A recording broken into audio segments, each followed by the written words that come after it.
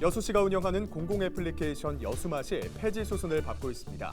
관리 부실과 기능 중복 문제로 관광객들의 호응을 얻지 못했습니다.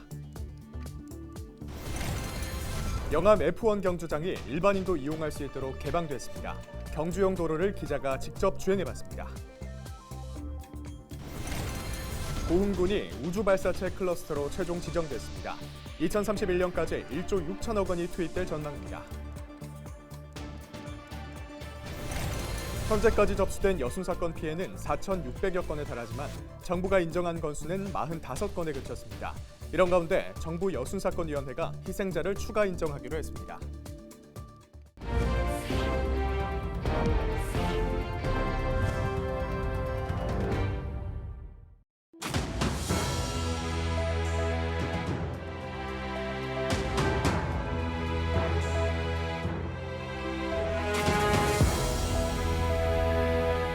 여러분 안녕하십니까? 헬로티비 전남 뉴스입니다. 전남의 대표 관광도시인 여수시는 지역의 음식업소를 알리는 공공 애플리케이션을 운영하고 있습니다. 현지 맛집을 찾는 관광객들에게 음식점 메뉴와 가격 등을 안내하면서 이용자 편의를 높이자는 취지였는데요. 하지만 관리 부실과 기능 중복 등을 이유로 유명무실하다는 지적이 나오고 있습니다. 보도에 송하영 기자입니다. 지난 2019년 출시된 여수형 공공 애플리케이션 여수맛. 출시 당시 음식점 800곳이 가입하고 1,500명이 넘는 이용자가 유입됐습니다. 하지만 1년 뒤 신규 가입업 수는 60% 이상 감소하더니 2021년 300여 곳, 올해 9월 말 기준 120여 곳으로 집계됐습니다. 애플리케이션 신규 이용자 역시 한때 8천여 명 이상 유입됐지만 감소세를 보이더니 올해는 절반 수준에 그쳤습니다. 여수시는 실적 저조 원인으로 코로나19로 인한 휴폐업이 늘고 비대면이 확산되면서 가입 유도가 어려웠던 점을 꼽았습니다. 이처럼 문제가 계속되자 여수시는 이달 출시될 여수 관광 앱에 여수맛을 통합시킬 계획입니다. 2022년도에 150개 정도를 가격 변동과 휴폐업 등 업데이트를 하고 있고요. 2020년부터 코로나19로 인해서 대면 가입 유도를 못한 적은 있습니다. 하지만 여수맛은 당초 관리가 부실했다는 지적이 나오고 있습니다. 일부 검색어를 입력할 경우 해당 음식점이 나오지 않거나 여수시의 또 다른 공공앱과 연동되지 않았습니다. 또 구조적인 문제도 부실 운영의 원인으로 꼽히는데 현재 운영되고 있는 여수 공공앱 10개와 각각의 기능이 중복된다는 겁니다. 그 필요성만큼 사후 관리에 대한 부분은 그 필요성에만큼은 못 따라간 거 아닌가 이런 생각을 합니다. 중복이 되는 부분들이 좀 있어요. 이제 부서가 다르고 하는 일들이 다르다 보니까 이제 부서 간의 어떤 연결이 이게 소통이 좀 제대로 되지 않거나 이렇게 하면 중복이 될 수밖에 없는데 여수맛 앱의 제작비는 9,500여만 원, 관리비로는 해마다 1,100만 원이 투입됩니다. 지난 2017년부터 5년 동안 폐기된 지자체 공공 애플리케이션은 모두 401개로 98억여 원의 예산이 낭비된 것으로 집계됐습니다. 헬로티비 뉴스 송하영입니다. 고흥군이 우주발사체 클러스터로 최종 지정됐습니다. 정부는 국가우주위원회를 열고 전남은 발사체, 경남은 위성, 대전은 연구와 인재개발특구로 지정하는 안건을 심의 의결했습니다. 이번 지정으로 고흥에는 민간발사체 산업 견인을 위한 특화산업단지와 민간발사장, 발사체 기술사업화 센터 등이 건립됩니다. 정부 여순사건위원회가 희생자 110명을 추가 인정할 계획입니다. 한덕수 국무총리 직속 정부 여순사건위원회는 이달 말 희생자 110명을 추가 인정할 예정이라고 밝혔습니다. 전남도지사 직속 여순사건 명예회복실무위원회는 현재까지 4,600여 건의 희생자를 접수했으며 이 가운데 467건을 심사 요청한 상태라고 설명했습니다. 한편 현재까지 정부가 공식 인정한 희생자는 45명이며 여순사건 희생자 접수 마감은 내년 1월 20일까지입니다.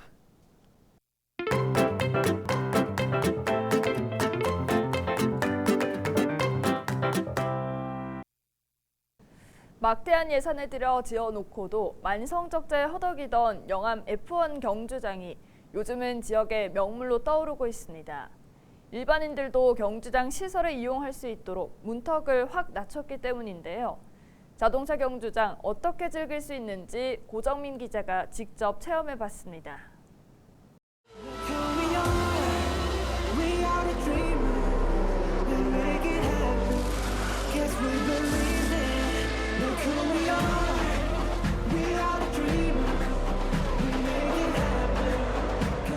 네, 저는 지금 자동차 경주장에 나와 있습니다. 레이싱카의 짜릿한 속도 경쟁이 펼쳐지는 곳인데요. 과거엔 관중석에서 경기를 즐겼다면 요즘은 한층 더 진화했습니다. 개인이 소유한 자동차를 직접 주행할 수 있는 기반이 마련됐기 때문인데요. 점차 대중화를 지향하고 있는 모터스포츠의 세계, 지금부터 한번 체험해 보겠습니다. 자동차 경주용 도로 서킷. 이 서킷을 이용하기 위해선 전용 라이선스가 있어야 합니다. 라이선스는 이론 교육을 거쳐 필기와 실기 시험까지 통과해야 취득할 수 있습니다. 라이선스 취득의 첫 번째 관문인 필기 시험을 통과했습니다. 이제부터는 제가 자동차를 몰고 실기 시험에 도전해 볼 텐데요. 아직은 경험이 부족하기 때문에 숙련된 전문가의 도움을 받아보도록 하겠습니다. 안녕하세요. 네, 안녕하십니까. 네, 제가 서킷 도전 처음이라서 참 떨리는데 네. 잘 타는 요령이 있다면 어떤 게 좀 있을까요? 네. 일단 서킷을 체험하시기 전에는 첫 번째로 안전이고요. 안전하게 빠르고 재밌게 타시면 되는데, 일단 서킷 타실 때는 그 레코드 라인이라고 있습니다. 그 서킷을 타실 때 안전하면서도 빠르게 즐길 수 있는 가상의 실선이 있는데, 이거는 말로 설명하기보다 직접 타서 제가 자세히 한번 설명드리도록 하겠습니다. 가시죠. 서킷 주행은 안전이 최우선입니다. 헬멧은 물론이고 화재에 대비하기 위한 방염 장갑과 부츠 착용이 필수입니다. 경주 보호 장치인 4점식 벨트도 반드시 설치해야 합니다. 일단 주행이 시작되면 피트로드를 빠져나가야 하는데 제한 속도는 60km, 과속은 금물입니다. 좌측 방향 지시등을 켠 채로 서킷에 진입해야 하고 좌측 실선도 밟지 않도록 주의해야 합니다. 주행 과정에선 가상의 선을 따라가야만 주행 시간을 줄일 수 있습니다. 코너링을 거기를 들어간다 생각하지 마시고 코너를 펼쳐서 간다. 직선으로 이런 생각을 가지고 한번 코너를 펼쳐서 네. 앞서 트랙 지도를 보고 왔는데도 직접 운전을 해보니까 머릿속이 하얗게 되는 것 같고 서킷을 주행하다 보면 어느새 체커기가 발령되는데 이건 마지막 한 바퀴가 남았다는 신호입니다. 한 바퀴를 더 돌아 주행을 마무리할 땐 반드시 우측 방향 지시등을 켠 채로 피트로드에 진입해야 합니다. 실기시험을 통과하면 곧바로 라이선스가 발급되고 자율주행에 도전할 수 있습니다. 자율주행은 실기시험과 달리 실전을 방불케 하는 속도를 자랑합니다. 저속으로 달리면 다른 차량의 주행을 방해하거나 피해를 줄 수 있기 때문입니다. 주행을 마친 뒤엔 안전하게 피트인 과정을 거치면 됩니다. 네, 저는 지금 라이선스 취득에 이어서 자율주행까지 마쳤습니다. 눈과 귀로만 즐기던 모터스포츠를 직접 체험해 본 건데요. 일반 도로와는 달리 꽤 속도감이 느껴졌고요. 이 커브를 돌 때도 중력감 때문에 마치 롤러코스터를 타는 느낌을 받았습니다. 이런 경기장이 현재 국내엔 4곳이 운영되고 있으니까요. 기회가 된다면 한번 체험해 보시는 것도 좋을 것 같습니다. 지금까지 기자가 간다 고정민이었습니다.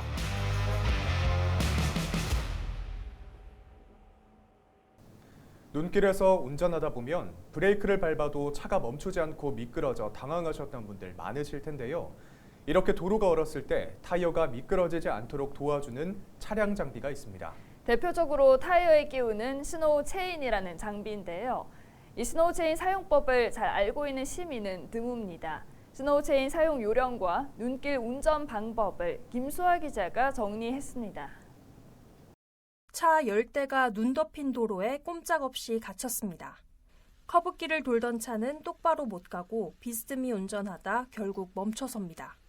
최근 3년간 노면에 따라 발생한 교통사고 사망자 수를 비교해보면 건조 노면보다 서리 결빙 상태 노면에서의 사고 치사율이 2배 더 높습니다. 빙판길에서의 사고가 위험한 데는 차량 제동거리와 관련이 있습니다. 마른 노면에 비해 빙판길에서의 제동거리는 승용차의 경우 4.4배 더 길게 나타났습니다. 겨울철 자동차 사고를 줄이고 피해를 최소화하는 방법으로는 스노우 체인, 스노우 타이어 장착 등이 꼽힙니다. 하지만 장착 요령을 잘 알고 있는 시민은 드뭅니다. 한 번도 껴본 적이 없어요. 안 껴봐서 끼는 법도 모르고 껴보질 않았어요. 아예. 체인에는 다양한 종류가 있지만 어떤 체인이든 차에 흠이 나지 않도록 조심해서 끼워야 합니다. 안으로 넣으셔가지고 밖으로 빼시면은 이렇게 모양이 잡히거든요. 이 상태에서 체인을 안으로 바퀴 쪽으로 천천히 올려주시고요. 안에다 넣어주시고 천천히 당겼다 조였다 해주시면 이게 체결이 되십니다. 하지만 스노우 체인을 장착했다고 방심하면 안 됩니다. 빠르게 달리면 중간에 체인이 풀리거나 눈길에 미끄러지기 때문입니다. 스노우 체인은 만병통치약이 아닙니다. 눈이 내린 지역에서 임시방편으로 그 지역을 벗어나기 위한 용도로 사용하시고 안전한 지역에서 체인을 얼른 벗겨내는 것이 서행 운전하시는 게 제일 좋은 안전운전 요령입니다. 또 주차장 같은 안전한 장소에서 체인이 차에 잘 맞는지 미리 장착해보고 연습 주행을 해보는 것도 필요합니다.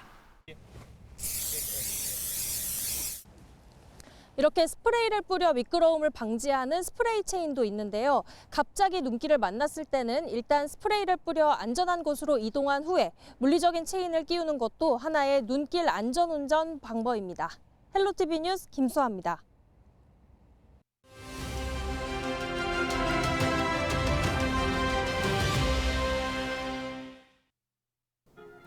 눈이 오면 차도 차지만 사람도 조심해야 합니다.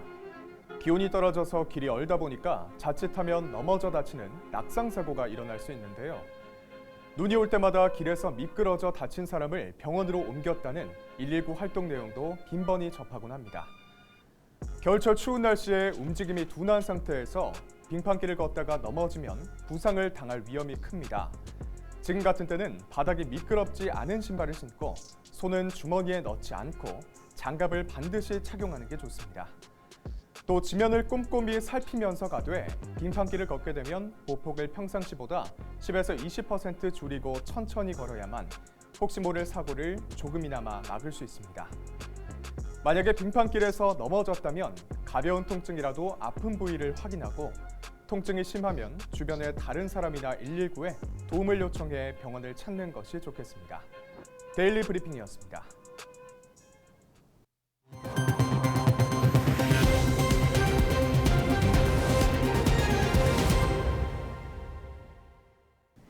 (22일) 오전 9시 기준 순천에 올겨울 첫 대설특보가 발령되면서 재난안전대책본부가 가동됐습니다.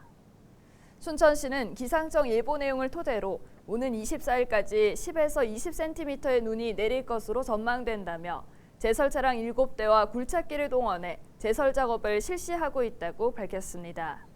시내 주요 구간 교통 상황은 원활한 편이지만 시 외곽 지역은 적설과 도로 결빙으로 시내버스 일부 구간이 단축 운영되고 있다며 시민들의 양해를 구했습니다. 한국공공자치연구원 주최 올해 지방자치 CEO 시상식에서 노관규 순천시장이 수상했습니다. 노관규 시장은 14년 전 대한민국 생태수도 순천 브랜드를 만들고 국내 첫 국제정원 박람회 개최 성과를 이뤄냈으며 흙두루미 서식 환경 보호를 위해 전봇대 282개를 제거한 공로를 인정받았습니다. 또한 10년 만에 다시 2023 순천만 국제정원 박람회 개최를 준비하고 원도심 균형 발전 전략을 제시한 점 등이 높은 평가를 받았습니다. 올해의 지방자치 CEO 선정은 전국 226개 지자체를 대상으로 하며 노 시장은 전국 30만 명 미만 중소도시 시장 가운데 최고의 지자체장으로 이름을 올렸습니다. 목포 시내버스가 10일 넘게 멈춰선 가운데 목포시가 비상수송버스를 주말과 휴일에도 확대 운영하기로 했습니다.